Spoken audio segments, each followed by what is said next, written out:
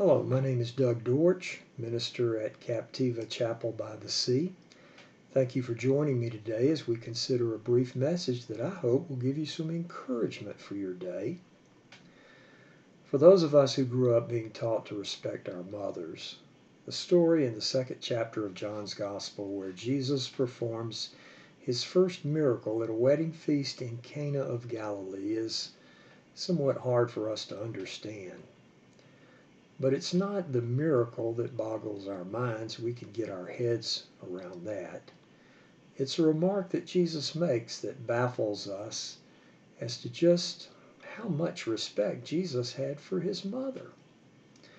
You know the story. Jesus, his mother, and his disciples are at a wedding feast in Cana of Galilee.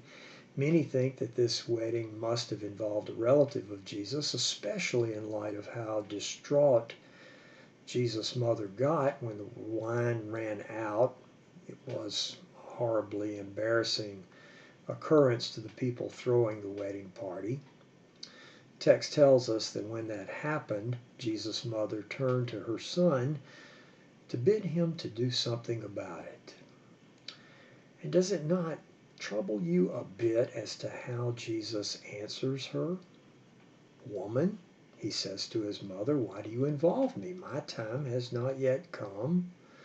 A more colloquial translation might go, "Oh, Mom, this really isn't any of my business, so why bother me now?"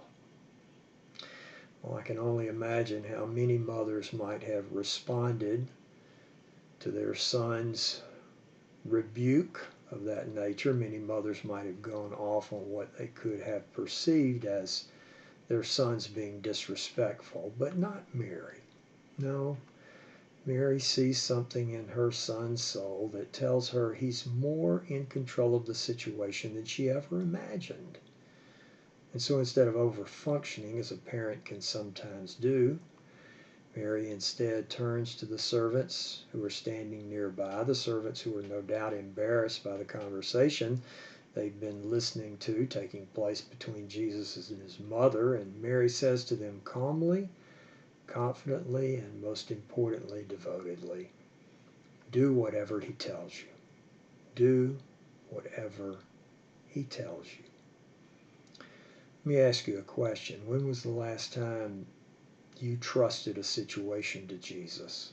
I'm not talking about when was the last time you took a situation to Jesus. You can ask for Jesus to help you in a situation and still be in control of it. When was the last time you actually surrendered a situation to Jesus in the same way that Mary did, so that you were totally dependent upon Jesus to do something that you had no part of or could take no credit for? When was the last time you said anything like that? Well, can you do that today? Is there a situation in your life that you need to turn over to Jesus?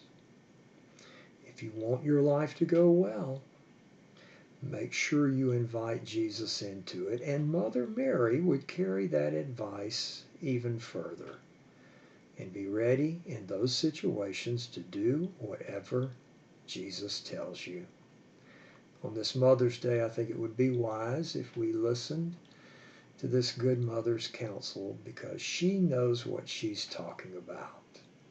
And only then will we know that reservoir of grace that can never be exhausted, but will perpetually abound both to our good and to God's glory, forever and forever. Amen. Thank you for listening today, and I'll look forward to seeing you next week.